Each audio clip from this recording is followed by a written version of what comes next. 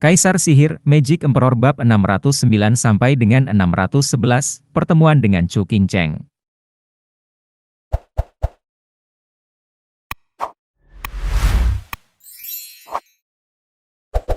1, 2, 1, 2. Pada suatu hari yang cerah di jalan yang lebar, sekelompok orang melakukan jenis jalan kaki tertentu. Mereka berputar dengan setiap gerakan, memberikan segalanya saat mereka menjalani cobaan berat yang sedang berjalan. Dilihat dari kekakuannya, mereka terlihat seperti pasien polio. Mereka tidak lain adalah murid sekte penipu iblis yang ditipu Zhuo Fen dengan menyuruh mereka meminum pil zombie. Yang awalnya berjumlah selusin murid dalam perjalanan ini kini berjumlah kurang dari 10. Meskipun wajah kaku mereka menunjukkan keteguhan hati yang belum pernah terjadi sebelumnya. Mereka melihat dengan mata kepala sendiri bagaimana rekan satu tim mereka berubah menjadi batu padat dan bagaimana angin membawa abu mereka. Tak seorang pun ingin nasib buruk serupa menimpa mereka. Demi Tuhan, Zhuo Fen itu biadab. Begitu kamu berhenti bergerak, kamu mati. Kui Lang mengambil satu langkah lagi, hampir mendengar tulang dan ototnya berderit. Dia mengalihkan pandangan khawatir ke belakang. Gang Er, bagaimana kabarmu? Kui Gang merasa kewalahan. Ayah, sudah 10 hari saya tidak berkultivasi. Saya hampir tidak bisa bertahan. Saya hanya ingin istirahat. Sekarang saya tahu apa yang mereka katakan tentang kehidupan yang lebih buruk daripada kematian. Sisanya menganggukkan wajah sedih mereka, mengutuk garis keturunan Zhuo Fen sejauh yang mereka bisa. Kui Lang menggertakkan giginya. Gang Er, teruskan. Istirahat apapun akan membunuhmu. Kamu sendiri yang melihatnya apa yang terjadi pada mereka yang berhenti. Aku tahu, ayah. Guru sangat kejam. Dia mengharapkan kita pergi seperti ini ke pertemuan naga ganda sebelum menyembuhkan kita. Kui Gang menelan ludah, matanya berkaca-kaca. Kui Lang menghela nafas. Dia hanya bertahan sejauh ini demi putranya, atau dia akan lama berserakan di antara awan. Zhuo Fen dan para tetua mengawasi mereka dari tebing dengan pikiran tenang. Namun Vian yang mengerutkan kening. Apakah ini tidak cukup? Sudah banyak yang meninggal dan jika ini terus berlanjut, tidak ada gunanya pergi. Kalau begitu, aku akan pergi sendiri. Lagi pula, kata-kataku adalah emas. Saya akan bertahan sampai akhir dan membiarkan mereka menanggungnya sampai kita tiba di sana. Semua yang mati terlalu lemah. Zhuo Fen mendengus. Lihat mereka, bukankah kecepatan mereka sudah stabil sekarang? Sama seperti berjalan biasa. Sekarang, itu kemajuan. Anda menyebut suatu kebiasaan berkembang? Ketiganya menggelengkan kepala, khawatir pada alis para murid yang lelah dan berkeringat. Sekarang mereka hanyalah manusia biasa, dan setelah melalui cobaan berat begitu lama, mereka berada pada batasnya. Istirahat akan membawa manfaat bagi mereka. Apa kamu yakin? Zhuo Fen mengangkat alisnya, senyumnya menyeramkan. Hari pertemuan naga ganda sudah dekat. Ketiganya memandangnya dan bingung. Rasanya seperti menatap dinding bercat putih tapi tanpa emosi. Vian yang mengira Zhuo Fen bersikap tidak jelas. Ada apa dengan itu? Istirahat setengah hari tidak akan menjadi masalah. Baiklah kalau begitu, kami akan melakukannya sesuai keinginanmu. Zhuo Fen berseri-seri dan memandang ke kota yang jauh. Bagaimana kalau kita beristirahat di sana? Ketiganya mengangguk ragu. Kenapa dia tiba-tiba begitu baik? Zhuo Fen melintas di hadapan jiwa-jiwa yang tersiksa sambil berteriak. Melihat kemajuan besarmu akhir-akhir ini, para tetua memohon padaku, dan aku mengalah dalam membiarkanmu beristirahat di kota di depan. Sungguh-sungguh. Semuanya menyala. Perjalanan berat selama 10 hari ini membawa dampak buruk pada tubuh mereka. Tertatih-tatih di ambang kehancuran. Kata-kata Steward Zhuo terdengar seperti musik di telinga mereka. Kalau begitu, jangan membuang-buang waktu. Mereka mempercepat langkahnya. Wortel yang menjuntai terlalu menarik untuk menyerah. Meskipun masih kaku seperti kayu, mereka setidaknya sekarang menyerupai manusia. 1 jam berlalu, dan mereka tiba di kota. Meskipun kota itu terpencil, tidak ada orang yang terlihat atau tanda-tanda bahwa mereka ada di sana. Keheningan bahkan karena tidak adanya hewan pun terasa menakutkan. Kota hantu. Tetua merasakan sesuatu dan mengerutkan kening. Zuofen, ini bukan tempat untuk tinggal. Sebaiknya kita segera pergi. Tenang saja. Kami hanya akan mengistirahatkan kaki kami. Zuofen melihat sekeliling. Mari kita mencari kedai minuman dan tinggalkan manusia fana ini untuk berpuas diri. Yang lain mengangguk. Steward Zuo, Anda akhirnya menunjukkan belas kasihan. Yang mereka dapatkan darinya hanyalah senyuman lebar saat dia membawa mereka ke sebuah kedai minuman. Bagian dalamnya sama sepinya dengan kota, dengan debu menempel di kursi. Tidak ada seorang pun di sini. Kalau begitu, kami akan membantu diri kami sendiri. Zuofen tersenyum. Sisanya menghela nafas, mereka terlalu kaku bahkan untuk bergerak-gerak. Butuh waktu lama bagi mereka untuk sampai ke sini namun tidak ada satupun pelayan yang melayani mereka. Oh, kemanusiaan. Sayangnya, mereka hanya harus melakukan hal-hal ini sendiri. Atau apakah mereka akan bertanya kepada pengurus Zuo dan para tetua? Para murid sekali lagi menyeret tubuh mereka yang lelah ke dalam peran sebagai pekerja. Melakukannya di dalam atau di luar sekte, sama saja dengan ditakdirkan untuk pekerjaan ini. Semua orang berbagi senyuman yang dipaksakan. Zuofen dan para tetua mengambil sebuah meja. Melepaskan bidang pencermatan mereka hanya untuk mendapati bahwa bidang tersebut masih tidak ada gerakan apapun. Tempat ini aneh. Dari kelihatannya, ini terasa seperti hasil karya seorang penggarap iblis. Pastinya baru-baru ini juga, berdasarkan kondisi furniturnya, paling lama setengah bulan. Zuofen mengetuk meja. Tetua mengangguk. Vien yang berkata, saya hanya bisa berharap dia tidak ada lagi di sini. Dia tidak ikut campur dalam urusan kita, begitu pula kita. Biarkan dia mencoba dan kemudian dia akan mendapatkannya, Zuofen memotong. Yang lain mencibir. Pembudidaya iblis pastilah seorang nakal yang mencuri budidaya orang lain. Tanpa sumber daya, yang bisa dia lakukan hanyalah melakukan tindakan tercela dan menjijikkan ini. Berbeda dengan mereka, yang memiliki pendukung, menghentikan mereka untuk memusnahkan kota kapanpun mereka mau. Itu hanya akan menjadi lebih buruk karena mereka diburu oleh para petani yang saleh. Tidak seperti para bajingan, para penggarap iblis dari sebuah sekte memiliki disiplin dan pengendalian diri. Rasa takut mereka berkurang sejak mereka tahu bahwa mereka sedang berhadapan dengan seorang kultivator nakal. Seberapa kuat dia ketika dia kekurangan sumber daya? Yang bisa dia lakukan hanyalah memilih manusia. Dia tidak punya peluang melawan kelompok sektarian ini. Meskipun ada pengecualian, seperti para penggarap nakal yang sangat berbakat, mereka adalah minoritas ekstrim. Bersulang. Kami telah mengatasi latihan pertama. Dengan cangkir terisi dan makanan disajikan, Zuofen tersenyum lebar saat dia bersulang. Yang lain menjawab dengan baik, bersorak dan menikmati waktu istirahat. Setelah makan, Zuofen menampar meja, waktunya pergi. Suara mendesing. Berusaha sekuat tenaga untuk bangun, mereka tidak bisa. Mereka kembali ke tempat mereka memulai, kaku seperti batu. Apa yang terjadi? Iblis yang bertanya. Zuofen menyeringai penuh arti. Bukankah aku sudah memberitahumu? Setelah kalian meminum zombie pill, kalian harus terus bergerak atau kalian akan membeku di tempat. Sekarang setelah kalian mengistirahatkan kaki kalian, kalian kembali ke titik awal. Kamu pasti bercanda. Para korban tampak cemberut dan hancur. Mereka baru saja menemukan jalannya dan sekarang mereka kembali ke titik awal. Penderitaan dan kekejaman yang menunggu untuk dinikmati kembali membuat mereka semua menginginkan kematian yang cepat dan mudah. Steward Zuo, kamu menipu kami. Kuilang melolong.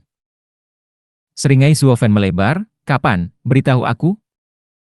Tetualah yang ingin kalian beristirahat. Aku sudah memperingatkanmu, tapi apakah kamu mendengarkan? Hei, jangan salahkan. Kalian juga tidak mencoba menghentikannya.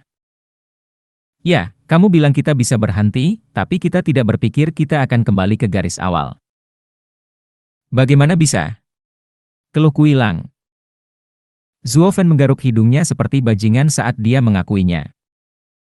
Ya, saya melakukannya dengan sengaja. Apa yang akan kamu lakukan? Mereka semua terdiam. Betapa busuk dan kejinya kamu? Jika kami bisa memegang pedang, kami pasti sudah menabrakmu sekarang dan menggantung kepalamu. Masing-masing dari mereka sangat membenci Zuo Fen. Kemudian, sebilah pedang merah melesat tepat ke tenggorokan Zuo Fen.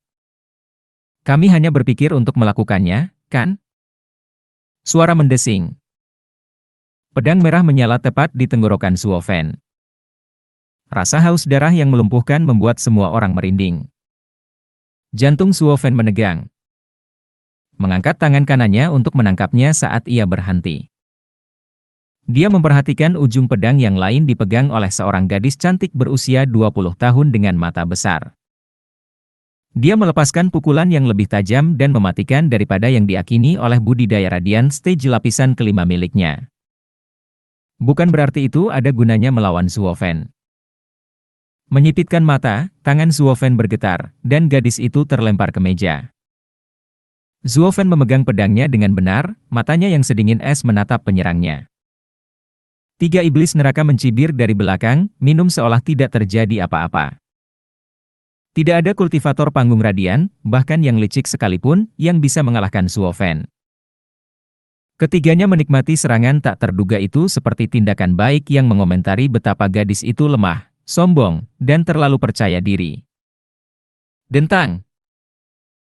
Mengetuk pedang merah itu, Zuo Fen mengukurnya, mulutnya menyeringai jahat, senjata spiritual kelas 6 dan dibuat dengan cukup baik juga. Sayang sekali pemiliknya gagal menggunakannya. Kenapa kamu? Gadis itu melotot penuh kebencian. Zuo Fen malah tersenyum padanya. Nona, apa yang kamu lakukan tiba-tiba menyerangku, apalagi kamu lemah? Hahaha. Penonton menertawakan komedi tersebut, bahkan para murid yang kaku, mengejek sifat keras kepala gadis itu. Gadis itu tidak membenci siapapun selain Zuo Fen, itu kalimatku. Siapa kamu? Mengapa kamu mengambil tuan muda kami? Serahkan dia. Mengambil tuan mudamu? Zuo Fen dan para tetua saling pandang. Kami baru tiba di sini 2 jam yang lalu. Kami bahkan tidak tahu siapa kamu dan kamu bilang kami mengambil seseorang? Gadis itu tidak percaya. Pembohong. Apakah kamu melihat orang lain di sekitar? Kalau bukan kamu lalu siapa? Para penggarap iblis tercela, kalian semua tidak dapat diselamatkan karena bahkan tidak mengakui kesalahan kalian.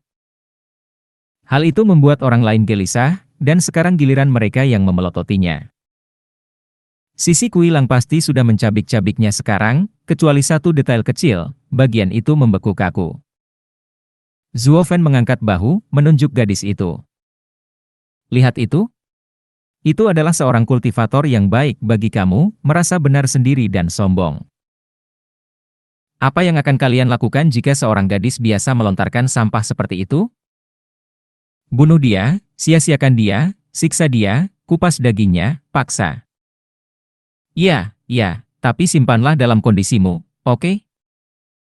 Melihat mereka begitu bersemangat, Zuo Fen menenangkan mereka sambil menyeringai. Jangan khawatir tentang apapun, aku punya caraku sendiri. Mengapa dia tidak bergabung dengan kita? Mata anak-anak berbinar, senyum mereka melebar. Hihihi, Steward Zuo adalah yang terbaik. Ya, biarkan dia menjadi kaku seperti kita lalu mati seperti batu. Kui Lang mencibir. Berbagi penderitaan dengan orang lain selalu membuat seseorang lebih bahagia.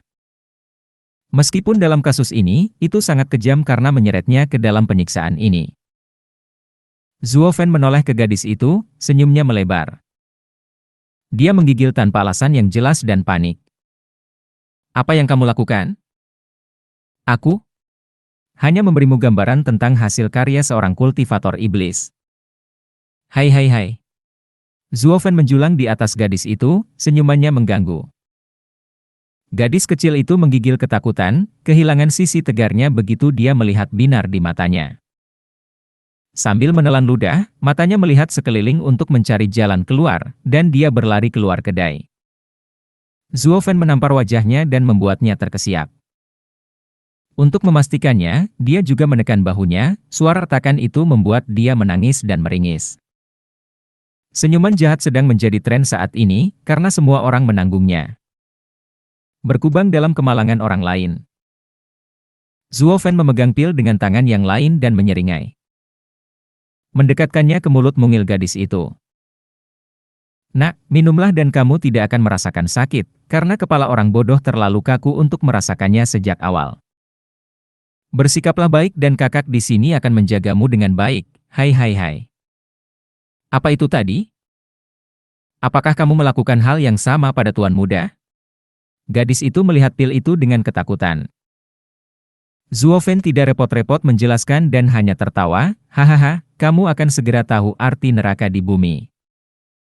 Gadis itu bergidik dan menangis, tolong, kakak perempuan, tolong aku. Silakan, teriak, tidak ada yang akan menyelamatkanmu sekarang. Hahaha. Kawanan binatang buas yang berada di bawah kendali Zuo Fen begitu lama hanya bisa menemukan kegembiraan melihat orang lain menderita perlakuan yang sama. 3 iblis neraka juga berseri-seri. Sudah berminggu-minggu mereka tidak sebahagia ini. Lagi pula, ini hanya perhentian untuk menghidupkan suasana sebelum kita melanjutkan perjalanan. Berhenti. Namun, saat Zuo Fen hendak memasukkan pil zombie ke dalam mulut gadis itu, sebuah teriakan dingin terdengar. Dalam balutan pakaian putih dan rambut panjang halus menari tertiup angin, pemandangan seorang wanita sempurna terbentang di depan mereka di ambang pintu. Mereka semua tersentak, dan cangkir iblis itu terlepas dari tangan mereka. Wanita yang sempurna dan luar biasa. Kenapa aku tidak pernah tahu dia ada? Berhenti memberontak. Aku akan bersamamu, Zuo Fen merasakan budidaya radian stage lapisan ke-8 di belakangnya tetapi tidak peduli. Meskipun ketika dia melihatnya, dia menatap tanpa berkata-kata, Qing Cheng. Bergetar. Cincin guntur berkedip-kedip, begitu pula milik Chu Qing Cheng. Saudari Qing Cheng. Gadis itu mengambil keuntungan dari kesalahan penilaian iblis dan menyelinap pergi ke sisinya dengan tatapan korban. Zuo Fen melepaskannya saat dia sadar sementara gadis itu menangis dalam pelukan Chu Qing Cheng. Kakak, dia jahat. Mereka pasti telah mengambil tuan muda dan adik perempuan. Dan kamu salah di sini. Meskipun dia pelit, dia bukanlah orang yang begitu hina. Saya tahu gayanya dengan sangat baik. Percayalah, mereka tidak melakukannya. Menggosok bahu gadis itu, Chu Qing Cheng menenangkannya, lalu tersenyum malu-malu pada Zuo Fen. Saya melihat gaya steward Zuo tidak berubah sama sekali, masih memilih perempuan. Mereka saling kenal? Mereka semua ternganga, bergerak bolak-balik di antara mereka. Dan tercengang. Kakak Qing Cheng yang sempurna dan anggun mengenal iblis jahat seperti itu? Zuo Fen menggaruk hidungnya, tidak menatap matanya. Aku tidak kasihan pada gadis itu ketika dialah yang bersikeras untuk menyalahkan. Aku hanya memberinya pelajaran, itu saja. Semua orang bermata serangga. Apa-apaan? Apakah dunia akan segera berakhir? Steward Zuo selalu bergerak dengan tujuan dan kebiadaban namun kini menjadi jelas. Mereka selalu harus berhati-hati saat berbicara di sekitar Zuo Fen. Jangan sampai dia membentak. Ini adalah pertama kalinya melihat sisi dirinya yang ini. Mereka memandangnya seperti orang asing. Mereka juga menoleh ke Chu Qing Cheng dengan ekspresi terkejut yang sama. Siapakah dia hingga membuat pengurus besar Zuo menjadi lemah lembut? Apakah rumor itu benar? Di belakang setiap pria kuat ada wanita yang lebih kuat.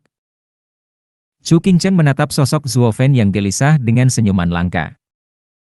Dan tidak bisa berkata-kata, karena belum pernah melihatnya memperlihatkan senyuman yang begitu indah. Zuo Fen, apa maksudmu itu semua salahnya? Chu Qing Cheng bertanya. Zuo Fen memalingkan wajahnya, tentu saja, dia yang menyalahkan.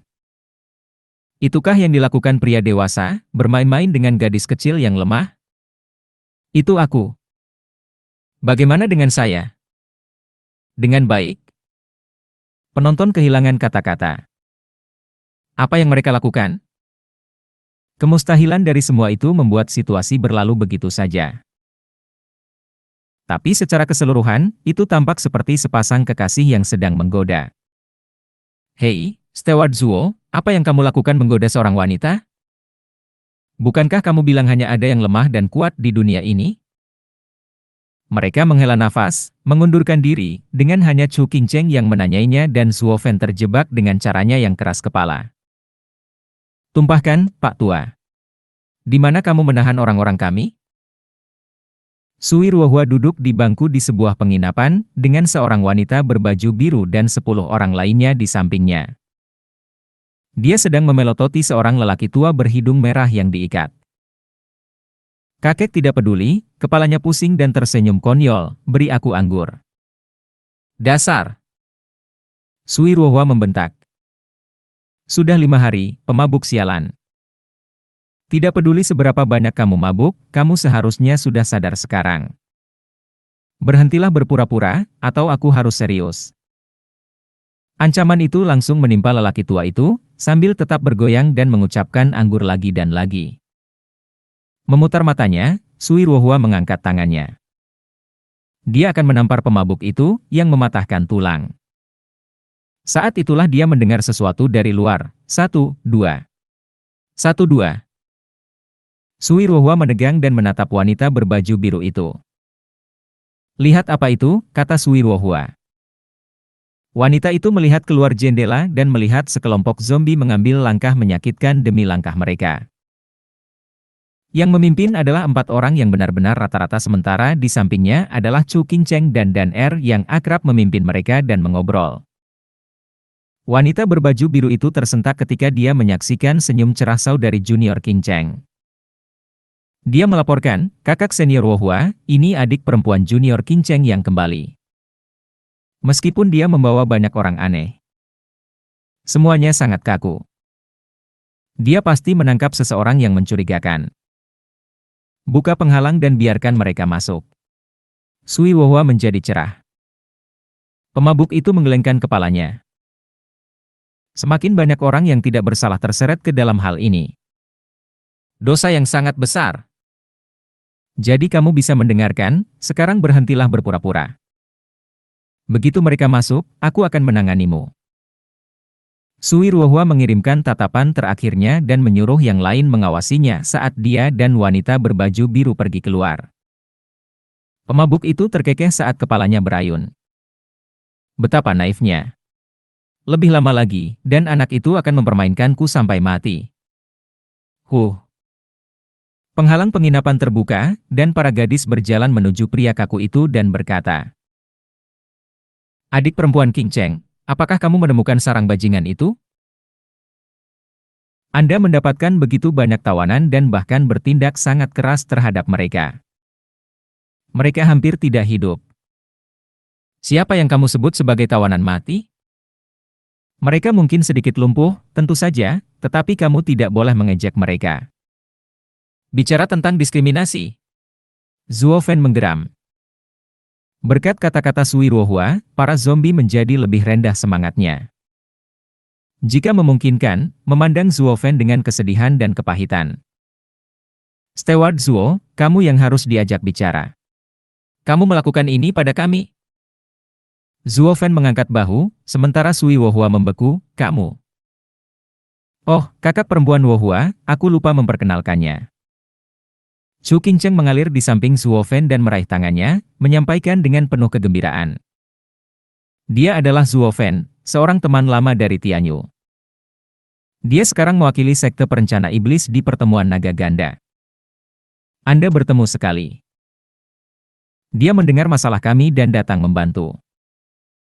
Zuo Fen menarik kembali tangannya dengan wajah aneh, berkata, ya, benar. Kami baru saja tersandung satu sama lain saat beristirahat di sini. Kami tidak peduli dengan urusanmu. Kalian, teruslah bergerak dan masuk, atau gerakan lambat apapun akan terasa kaku seumur hidup. Zuo Fen pergi ke samping korbannya dan memberi instruksi. Kui Lang berduka atas penderitaannya, pelayan Zuo, kita tidak akan pernah beristirahat lagi dalam hidup kita. Kamu akan memilih cara apapun. Dengan betapa tidak alaminya tempat ini. Kamu akan merasa tidak nyaman di luar, terutama di kondisi lemah kamu. Kalau begitu, ayo pergi. Lu Xie menghela nafas. Zuo Fen menjadi sangat dingin. Akulah yang memutuskan. Akulah bosnya di sini. Lu Xie sangat marah. Bodoh, Steward Zuo hampir tidak peduli dengan wanita, dan sekarang dia menemukan wanita yang disukainya, dia tidak akan pernah pergi. Kamu bahkan tidak bisa melihat ini? Qi Changlong melotot. Lu Xie keras kepala. Aturan sekte mengatakan kamu bisa berkultivasi ganda tetapi tidak menumbuhkan perasaan. Apakah kamu lupa? Aturan dibuat untuk yang kuat. Anda telah melihatnya dan mengetahuinya dengan sangat baik. Qi Changlong mendengus. Lu Xie menghela nafas dan yang lainnya mengangguk. Merasakan nada tidak puas dalam suara mereka, Zuo Fen menemui jalan buntu tentang apa yang harus dilakukan. Bukan karena dia terlalu menyukai aturan dari sekte penipu iblis, tapi mereka punya aturan yang dia setujui. Perasaan adalah racun mematikan bagi seorang penggarap iblis.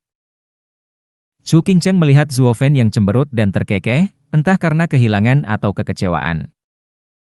Namun dia tetap menjaga wajahnya tetap datar, dia tidak suka bertemu orang baru.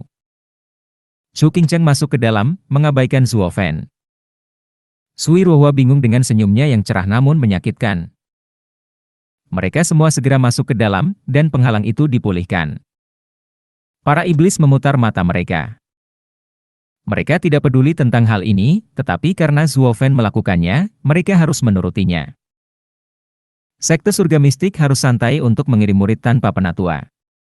Vian yang memperhatikan budidaya di sekitar dan menyeringai. Sui Ruohua menghela nafas. Kami memiliki 3 tetua bersama kami tetapi penggarap iblis menangkap mereka, meninggalkan kami sendirian. Ya ampun, betapa perkasa sekte surga mistik telah jatuh, bahkan para tetuanya ditangkap. Hahaha, para iblis itu mengejek. Zombie-zombie itu bergabung.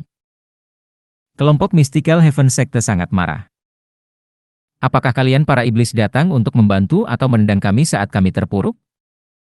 Sebaiknya kamu tidak datang sama sekali. Zuo Fen berkata, sekarang, kamu mungkin akan ditangkap berikutnya juga. Vian yang mengerang, Zuo Fen, apa yang kamu lakukan membantu orang luar? Tahukah kamu, perempuan itu seperti pakaian, sedangkan saudara laki-laki adalah tangan dan kakimu. Wajah Zuo Fen menunduk, sementara orang-orang dari sekte surga mistik tampak terkejut. Seberapa tangguh dia? Sementara kami menyukai orang yang lebih tua, dia memiliki orang-orang terhormat yang menyukai dia. Pembalikan yang tidak wajar dan mengganggu. Hahaha, para penggarap iblis selalu lucu. Menjalankan mulutmu lalu membantah dirimu sendiri. Karena perempuan adalah pakaian, sebaiknya kamu menjual saudara laki-lakimu untuk mendapatkannya. Kenapa ragu-ragu? Para iblis merasa kesal. Pembicara bodoh itu tidak lain adalah seorang pemabuk yang tersenyum mengejek. Orang tua bodoh, katakan itu lagi. Iblis yang menunjuk ke arahnya. Orang tua itu bersendawa dan mengejek. Apakah saya salah? Tentu saja, perempuan itu seperti pakaian dan saudara di tanganmu, tapi lihatlah sekelilingmu. Ada banyak pria yang tidak memiliki tangan, namun pernahkah Anda melihat seseorang melompat-lompat tanpa busana? Hah? Sisi Sui Ruohua terkikik. Ini adalah pertama kalinya sejak mereka menangkap lelaki tua itu dia membela martabat mereka.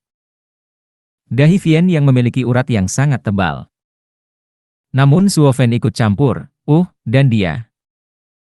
Melihat kota itu mencurigakan, kami menyelidikinya dan hanya menemukannya di sekitar. Jadi kami menangkapnya untuk diinterogasi, tetapi dia tidak pernah berbicara. Setelah membantunya sekali, Sui Ruohua merasa wajar untuk menjelaskannya. Vien yang menyeringai dan memelototi lelaki tua itu, setelah menemukan alasan untuk membalasnya. Serahkan dia padaku. Aku akan mengendurkan mulutnya. Sebentar lagi dia akan memohon untuk bicara, hai hai hai. Yang lain merasa kedinginan mendengar nada bicaranya. Zuo Fen menghalanginya dan menatap, sebelum berbicara dengan hormat kepada lelaki tua itu. Senior, kami telah bersikap sangat kasar. Mohon maafkan pelanggaran kami. Sisanya tercengang. Apakah dia mengenalnya? Orang tua itu tersentak. Apa yang sedang dimainkan anak itu?